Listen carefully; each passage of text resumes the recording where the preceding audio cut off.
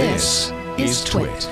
Iain Thomson at the Register says that over the past few months, hackers have used vulnerabilities in the Signal System Number 7 protocol, or SS7, to empty the bank accounts of some Germans.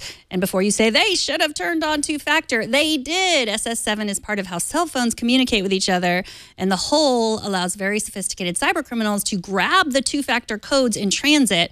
Part of the scam involves setting up as a telecommunications company, so like I said, it's sophisticated, but it can be done specifically to steal cash during wire transfers. And as Iain wondered in his article, maybe this real-world exploit will finally force the telcos to get their backsides in gear. Their backsides. I know. He said backsides, which is kind of clean for Iain. Usually he says more than that. But that's an Iain word. Yeah, backside. Well, yeah, he I'm usually not sure either of us would ever use backsides in a normal conversation. True. Iain definitely would. Yeah, but he's known to, I mean, you know, this yes, is he's known to go a lot further than that. You're right, you're right. So this was first reported in the German newspaper Süddeutsche Zeitung. That's how it's pronounced. Sure, that's not how it's pronounced. But we've known about it for years. And it's one of these things where we say, like, you know, we often talk about possible potential exploits, but we haven't seen it in the wild yet. But this one, in the wild, money out of bank accounts. So, and Ars Technica says you can also use this hole to track people's whereabouts, to listen in on their conversations. So let's get it fixed. Yeah, I mean, since I moved to two-factor authentication, I've been, and I'm happy to do two-factor now, whereas before I wasn't. I feel more secure, definitely, with two-factor authentication via SMS versus without it. So don't get me wrong. I'm happy that it exists because it's better than nothing at all. But it just bugs me that so many companies don't do the extra step, don't go for kind of the, let's say, the app approach, like using an authenticator app to generate a code as opposed to this, because it's really, it's an open hole. And it, like you said, it's been there for years. This whole system, the SS7 system, was created back in the 1980s. It was never designed to operate in this current kind of role with that function in mind. All a hacker really needs is some sort of internal access to kind of tap into, you know, kind of the passage of that information, that data exchange between the cell and the landline networks and everything.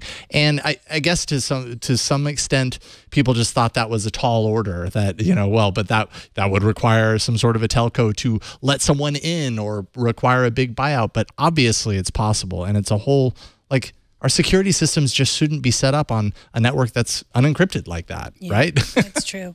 Authenticator apps, I know I've said this before, but it's absolutely like eating your vegetables or exercising, because or eating vitamins, any of that. I'll have this idea, okay, I am going to clean up my LastPass. I'm going to turn two-factor on everything. I'm going to have all LastPass graded passwords. And it's just, two-factor is exhausting. It takes so much time.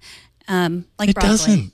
It doesn't, though. So what is the part that takes so much time? Well, setting it up? Not setting it up, but just constantly, like the authenticator app, and like, oh, every time I need to, you know, press that button. I mean, it depends on how many times you're hopping between machines. Like, I've thought that too, and I think initially, maybe at this point, I've just gotten used to it, and that's what you have to do, because it's the most secure thing to do, is that you just kind of have to suck it up and get used to it. When I first started, I probably thought that too, but really, in reality, like when I arrive at work, I sit down and yeah, it takes me 2 minutes to log into all my accounts, but that's versus 1 minute, you know, of doing it really fast. I pull out my phone, I do the two-factor thing, I'm in, and then I don't have to do it for the rest of the day. It's literally a short-term inconvenience. And I mean, ultimately, it's just better than not doing it. It's worth the effort, I promise you. Well, I think that it's easier on Android than it is on iOS. That could be. I mean, every time I have to do two-factor, every time I open LastPass, which is every time I need to get into anything. Is that not what you have to do? Well, you know, I should probably have two-factor on my LastPass. That's the one thing I don't. Oh, I see. You eat your broccoli, Jason Howell. I have two-factor on everything else. I don't have it on LastPass though. And you're right. That's a really good point. That's what takes so long. Yeah. Well, my wife and I, like, we share LastPass accounts. And so it's like, okay, so then I have to get her into, believe me, I get it. I get the pushback for two-factor authentication. Yeah. I think it's worth the effort. And I've looked into moving LastPass, which is a completely different world. You're right, because you have to, I mean, it literally has everything. When I'm sharing accounts with my wife, that's just a whole other world, I guess. So yeah, let's do it. Let's make a commitment to do it. Yes, let's. Yeah? Yeah. Here. Yeah, are you in? Shake on it. All right. Okay. Because we both got work to do, apparently. We do have work to do. All right. I'll help you and you help me Okay. if need be.